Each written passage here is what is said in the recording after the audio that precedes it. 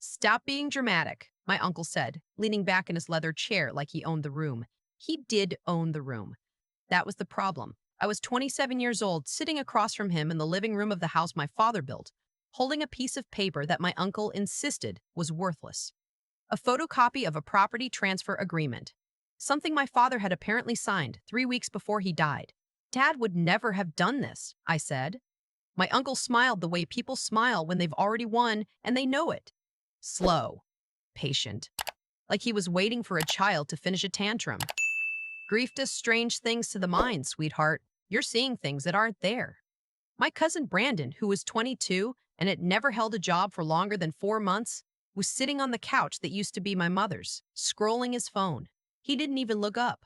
That house had been in our family for 31 years. My father had poured every dollar he earned as a civil engineer into it, refinanced twice to keep my grandmother in assisted living, repainted the shutters himself every spring because he said it was good for the soul to maintain what you love. When he passed from a sudden heart attack 14 months ago, I assumed it would come to me. He had told me it would come to me. He had said it out loud at Thanksgiving the year before, with my aunt and uncle right there at the table, when someone made a joke about what would happen to the old place someday. That goes to Claire, my father had said. That's not even a conversation. My name is Claire. But here I was, being handed a notarized document showing that my father had transferred the property to my uncle's LLC 6 weeks after that Thanksgiving, and my uncle was telling me, with that same patient smile, that my father had made a business decision, a private one, and that I needed to respect it. He never mentioned this to me, I said. He didn't want to upset you. You know how he was. He hated conflict. That part was true.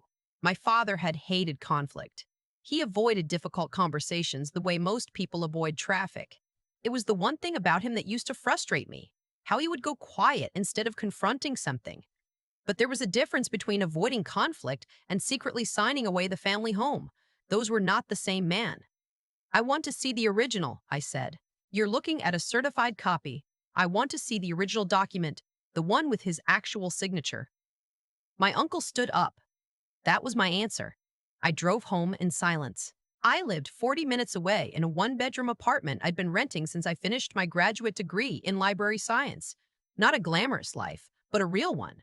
I had a job I was good at, an apartment that was mine, a savings account I'd been building slowly and carefully. I was not someone who needed the house. I was someone who needed it to have gone where my father said it would go. There is a specific kind of grief that comes not from losing someone, but from watching what they built get quietly disassembled after they're gone. It doesn't announce itself. It arrives in paperwork. I called my father's old attorney the next morning, the one who had handled his will. She told me the will left the house to me outright. She seemed confused when I described the transfer document. She said she had no knowledge of any LLC transaction. She said if my father had wanted to change his estate plan, he would have come to her. Did he?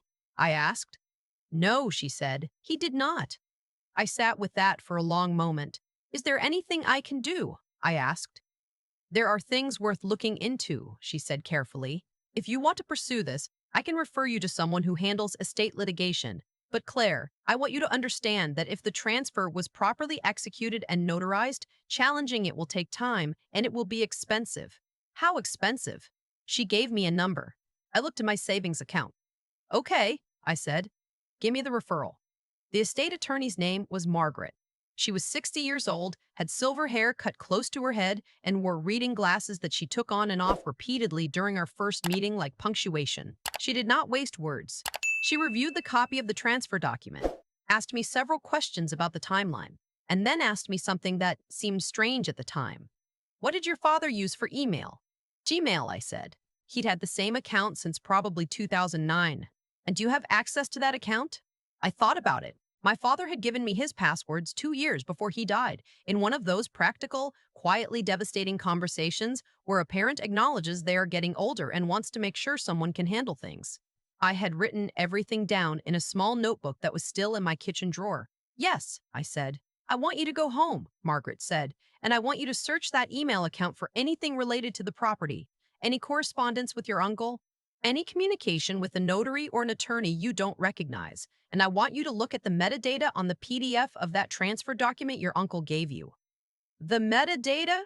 She took off her glasses. Every digital file carries information embedded in it. When it was created, when it was last modified, what software made it, sometimes even what device. Your uncle gave you a PDF. That PDF came from somewhere. I want to know where. I am a librarian. I work with documents and databases and information systems every day. I know what metadata is. I had just never thought to look at it on something like this, something that was supposed to be a legal document, something that was supposed to be real. I went home that night and opened the PDF on my laptop. I right-clicked the file, went to Properties, opened the Details tab. The document had been created 11 days ago, not 14 months ago when my father supposedly signed it, not 3 weeks before his death. 11 days ago, after I had started asking questions, the software listed was a PDF editing application, a paid subscription tool used for creating and modifying documents, the kind of software a person uses when they want to make something look official. I sat very still for a moment, then I opened my father's email account. It took me 40 minutes of searching before I found it. An email thread from 13 months ago, 2 weeks after my father's funeral, between my uncle and a man I didn't recognize. The subject line was a property address. Our property address, my father's address. The emails were brief, clinical. My uncle asking about timeline, the other man asking for the amount. A number that was 60% of the home's assessed value. A comment from my uncle saying, "The daughter won't know to look." I read that sentence several times. The daughter won't know to look. I took a screenshot. Then I forwarded the entire thread to my own email. Then I called Margaret. She called me back within the hour. I described what I had found. She was quiet for a moment. "Send me everything," she said. "Tonight." 2 days later, she called again. She had consulted with a colleague who handled document fraud. She had also done some research on the LLC that supposedly held the property transfer. It had been registered in my uncle's name 8 weeks after my father's death. It did not exist at the time the transfer document claimed the agreement was made. An LLC that didn't exist could not have received a property transfer. The document was not just forged. It was sloppily forged. The kind of forgery that works because most people don't know to look, and most people who are grieving don't have the will to push back, and most people assume that a confident man in a leather chair who smiles like he's already won is someone who actually has won. But I'm a librarian. I know how to find things. My father raised me to be careful and thorough, and to understand that documents lie but records don't. Margaret filed a complaint with the county recorder's office. She contacted the state attorney general's office. She sent a certified letter to my uncle with a detailed legal notice laying out exactly what we had found, what we could prove, and what we intended to do next. I don't know exactly what happened in the 24 hours after that letter arrived. I wasn't there. But my uncle called me. He did not call me with an apology. That is not the kind of man he is. He called me with an explanation. He said that he had been trying to protect the asset. He said there had been debts I wasn't aware of. He said my father had verbally agreed to something and he had simply tried to formalize it. He said I was making this ugly when it didn't have to be. There were no debts, I said. I have my father's complete financial records. I have been through every account. Silence. The LLC didn't exist when the transfer was supposedly signed, I said. More silence. The PDF was created 11 days ago, I said. On a computer registered to you. After I started asking questions, I heard him breathe. "I think we should talk about this in person," he said. "I think we should let our attorneys talk," I said. "I'm done talking to you directly." The formal meeting happened 6 weeks later. Margaret's office. My uncle arrived with his own attorney, a man who looked expensive and spoke slowly, the way expensive attorneys sometimes do when they're trying to seem unhurried. My uncle sat across from me for the first time since that afternoon in my father's living room. He was wearing a suit. He looked at a point just past my shoulder and did not meet my eyes.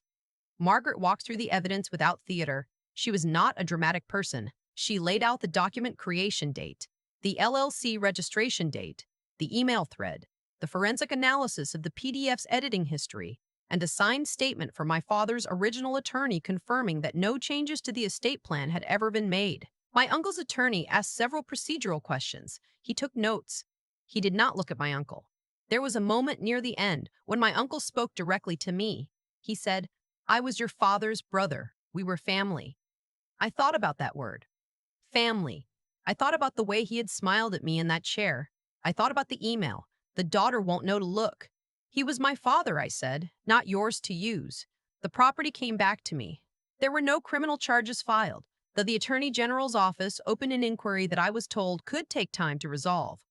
My uncle agreed to a civil settlement that included a formal withdrawal of the fraudulent transfer claim and a sum that covered my legal fees and then some. His attorney negotiated. Mine accepted. I signed papers in Margaret's office on a Tuesday morning in March and drove directly from her office to the house. I sat in the driveway for a while. My father's shutters needed painting. The spring had been wet, and the white was beginning to peel at the corners, the way it always did if you went too long without attention. He had repainted them every year. He said it was good for the soul to maintain what you love. I went back the following weekend with paint. Brandon never reached out. My aunt sent a card that said she was sorry for everything and that she hoped the family could find its way back someday. I read it once and set it on the kitchen counter and haven't moved it. I'm not angry anymore. I was for a long time. A hot, exhausting kind of angry that sat in my chest like an ember. But anger like that burns to everything, including you. And I had things I wanted to keep.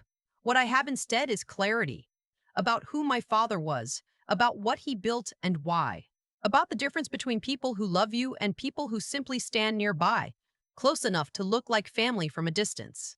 He didn't leave me a house. He left me the proof that he meant what he said.